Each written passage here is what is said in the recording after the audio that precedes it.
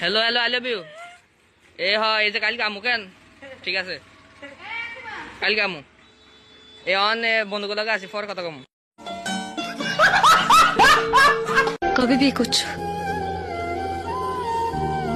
করবো না, কারণ তোমার মতন আর কাউকে ভালোবাসতে পারবো না। কাল থেকে তোমার জীবনে নতুন দিন শুরু হবে। আহারে, চোখের পানিতে বোকটা বাইসা যায়।